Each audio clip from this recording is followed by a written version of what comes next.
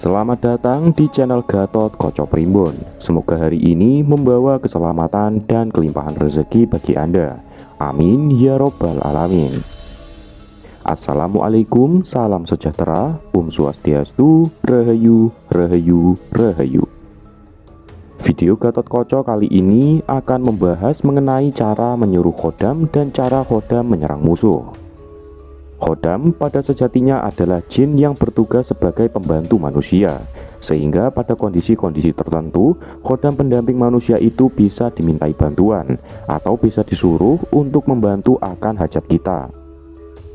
Pada hakikatnya, apabila Anda mempunyai khodam yang sudah selaras atau menyatu energinya, baik itu khodam leluhur, amalan, pengisian, ataupun khodam yang ada di benda-benda pusaka, tanpa Anda menyuruh atau perintah, mereka akan membantu hajat Anda.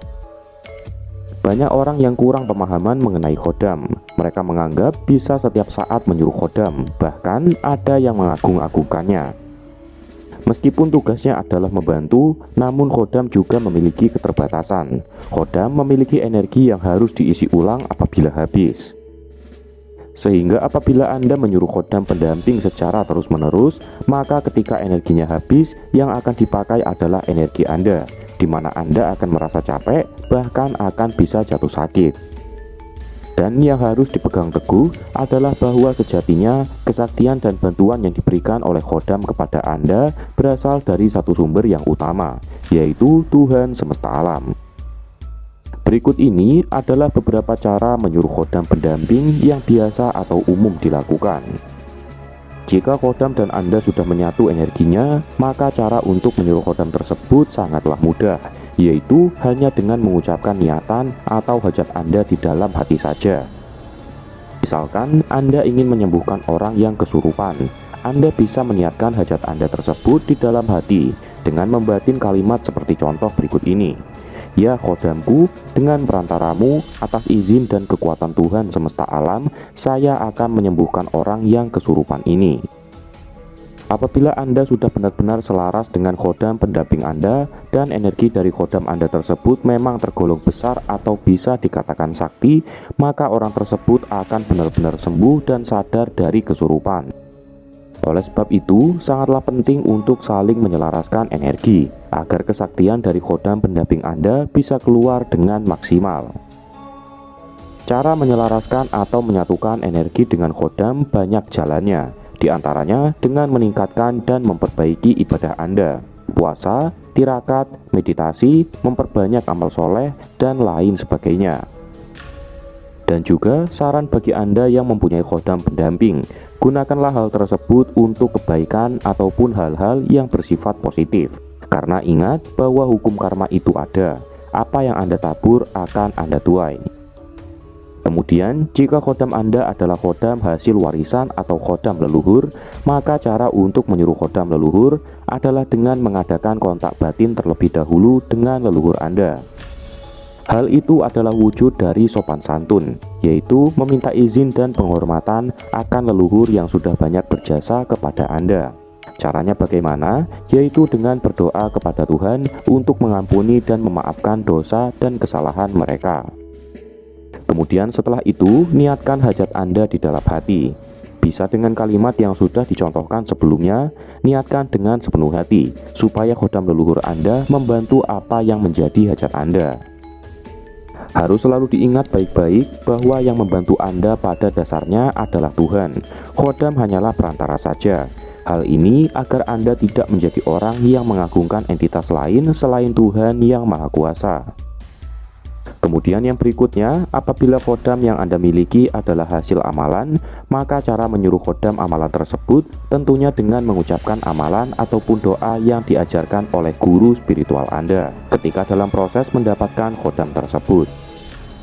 Tentunya setiap khodam amalan akan memiliki cara yang berbeda-beda untuk memberi perintah atau menyuruhnya. Misalkan khodam macan, tentunya akan berbeda cara memberi perintahnya dengan khodam semar. Demikian juga untuk khodam yang bersifat pengisian atau pemaharan. Khodam tersebut memiliki cara tersendiri untuk bisa dibangunkan atau diperintah. Cara menyuruh khodam isian atau hasil mahar tersebut tentunya akan tergantung dari orang yang mengisikan atau memaharkan khodam tersebut. Ada yang lewat mantra bahasa Jawa, mantra bahasa Arab, doa, ataupun niatan saja. Dan yang terakhir adalah khodam benda pusaka. Caranya adalah dengan meminta kepada khodam tersebut untuk membantu hajat kita. Hal ini bisa dilakukan dengan niatan di dalam hati, dengan doa atau bahasa masing-masing. Sekali lagi admin ingatkan, jangan sampai Anda jatuh kepada kemusyrikan, bahwa pada dasarnya Anda tetap harus menyadari bahwa khodam adalah pembantu dan perantara. Semua pertolongan dan kesaktiannya tetap bersumber dari Tuhan Yang Maha Esa.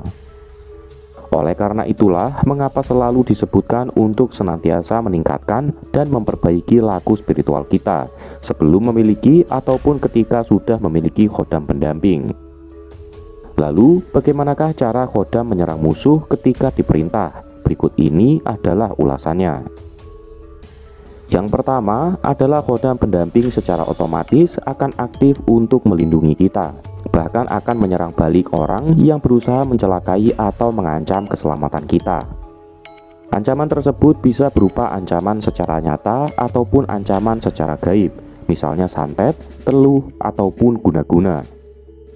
Hal ini bisa terjadi ketika khodam sudah menjadi satu dengan diri Anda, sehingga tanpa perintah apapun dia akan aktif dan bereaksi terhadap ancaman. Kemudian yang kedua adalah khodam pendamping akan menyerang musuh ketika memang disengaja diperintah majikannya untuk menyerang. Khodam pendamping yang diperintah untuk menyerang, efek serangannya bisa datang dengan dua cara, yaitu yang pertama adalah secara langsung dan instan. Kemudian yang kedua, secara perlahan-lahan namun pasti. Khodam yang efek serangannya secara langsung dan instan biasanya termasuk dalam khodam yang berenergi besar. Sedangkan khodam yang efek serangannya secara perlahan-lahan biasanya termasuk dalam khodam berenergi kecil. Namun, serangan khodam yang perlahan-lahan efeknya akan lebih besar dan luas. Efeknya akan terjadi kepada beberapa aspek kehidupan dari orang yang menjadi target atau sasaran.